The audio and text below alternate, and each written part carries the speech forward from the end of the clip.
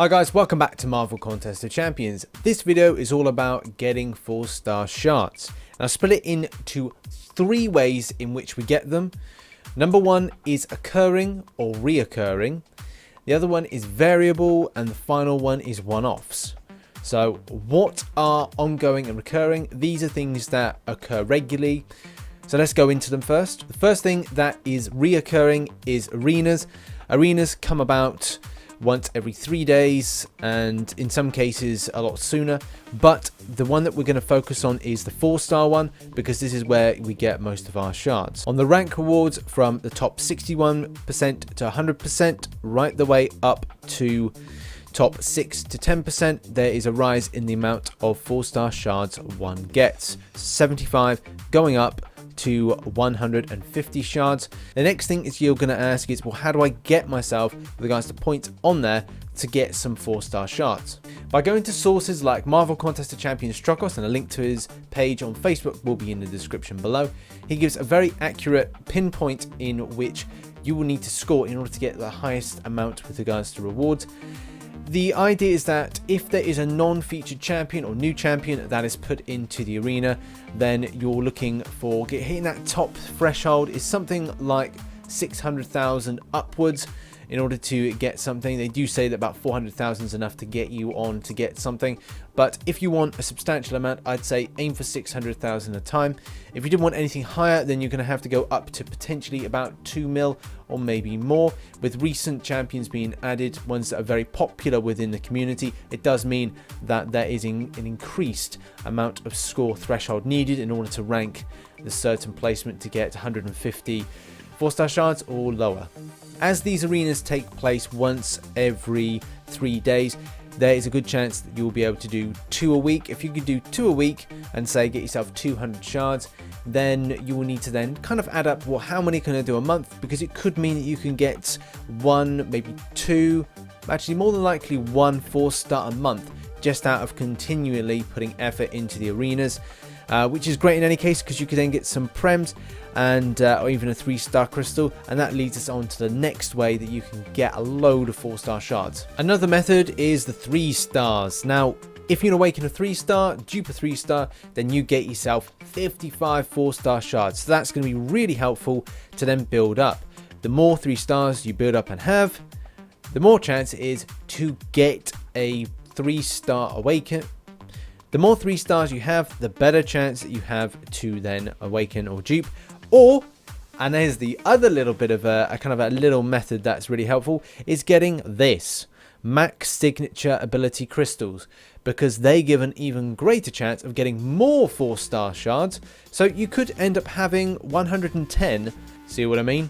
More 4-star shards. That's 110 4-star shards. That is going to be great to save up and get, but you'll only reach that point, and this is all about patience and grind to get loads of 3 stars, loads of awakenings for them, and dupe them, and there you go. You'll get those max signatures, but it will take time. It's not going to happen overnight. Another reoccurring event is the questing event, usually once a month, that you can get potentially up to 300. This does vary from time to time, because Kabam may change this.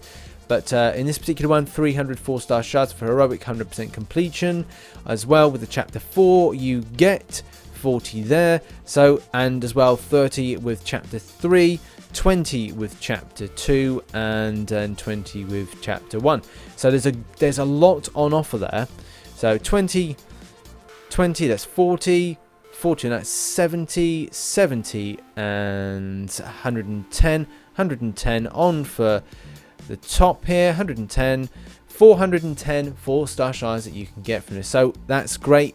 It's great to have. Master level as well adds on 25 there, 25 there, 50, that's 100, and then that's there, so a further 200s added on. So there's a good earner for event questing. Now, like I said, Kabam do vary this from time to time, so do look out for this. Maybe to your liking, it may not be, but as well, having stuff like getting a 3-star crystal, another 3-star crystal shards, does mean that potentially you will be able to get more chance of getting 4-star shards out of it, duping or awakening your 3 stars. And also there's other prems on offer, so you know, save your prems, pop your prems, get those 2 stars awakened, get those 3-star shards. 3-star shards equals 3 stars, 3 stars equal 4-star awakening, 3-star awakening, which means 4-star shards. See, there's a little transaction, 2, 3, 4. Easy as that. In solo questing, there is 20 4-star shards on offer. Not the most substantial amount of 4-star shards to have, but still it's something for nothing. And it all depends. If you're doing something for advancement, then you could get this at the same time, and it could help you out. I know it's scraping the kind of the last little flecks of meat from the bone, but this is usually helpful when, say, someone is struggling and saying, right, I've nearly got my first 4-star, I've nearly got a 4-star, I really want to open it, what do I do? And there just so happens to be an advancement event going on, and you're able to snatch it up, and there you go, you've got your 4-star. So I'm not saying this is the thing to do. I'm simply saying that it is helpful if you're in a bind. Plus, if you decide to do advancement for, I don't know, 100 times over the space of like 10 months or a year or whatever, or how many months or how many weeks, you could get one fully formed 4-star. So it's not all bad, but you know, it is a little bit helpful. Right, the next method is variable. Variable is all about putting faith in other people to get out rewards from it. So it's largely depending on your alliance teammates in order to achieve the most out of things like item use and completion and other 3-day events. Our alliance does very well to save up their items, spending them at the correct time to then get us this 75,000 points attributed to get the 250 4-star shards, which is really good and helpful to then get a 4-star. You know, that is one of the best ways to do it, work as a team to get the rewards. So we do try and put in the effort where we can. As an alliance, we are dedicated to kind of doing as much as possible. So at the moment, we're kind of doing arena combat. We've got 1 day and 2 hours to go. It is at a weekend, so we may be able to get the next 2 potentially points of the milestones, but I'm not sure. That's the thing. If you join an alliance and you set how many points you have to achieve in order to, say, get the final result, then it could be good for that. So I'm very happy to be in the alliance at the moment that is able to get those 4-star shards a lot from 3-day events. Completion is easy. You just need to do heroic last missions just several times, and then you're going to have those 4-star shards. Item use is all about doing loads of solo events, you know, getting them done, getting those items out of signature stones and whatnot, and awakening gems, and then boom, you hit in and spend them. You save them up and you spend them for item use. That's how you need to work as a team player in order to get those 4-star shards when it comes to item use. Arena combat is all about your grind. Okay, grind it out as much as possible, but you're effectively relying on other people to do the same as well. So do have that understanding when you're playing with other people. Another thing that is variable is the extent of Alliance Wars. Alliance Wars is really great in any case because you can get some amazing stuff. We don't do Alliance Wars that much, but if we did do it lots, then we'd probably be able to get loads of things with regards to helping us out, like 4-star shards. Probably go up a few tiers as well, and get loads of War Victor crystals, which are great for items. Like I just said earlier, items, save the items, spend the items in item use. Try as a team then to get the most out of it. It's vitally important to do that. But the reason this is variable is, again, you have to rely on other people to do well as well. So therefore you can get the win, and therefore you're able to get a good amount of 4-star shards to then build that 4-star crystal. Summon Advancement is another way to get a load of 4-star shards. Some alliances will opt at lower level to save 1 week and then spend another, trying to get that 265,000 point threshold, which if it puts them at the very bottom, it will mean that they will still get a 375 4-star shards, but it's once every 2 weeks. As I'm in an alliance that is kind of like, we don't save at all, we just kind of try and hit the either top 6 to 20% or top 21 to 40%, and some cases top 3 to top 5%, but it's, you know, it's very rarely. We do try and hit those points.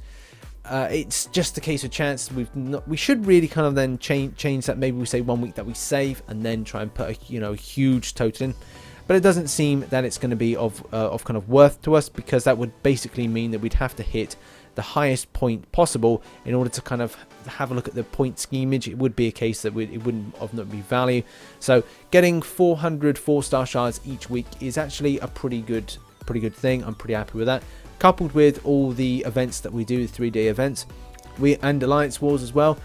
We are making serious headway. Like, this is a case we'll probably get 1 4-star to 1.5, maybe 2 4-stars a week and a half.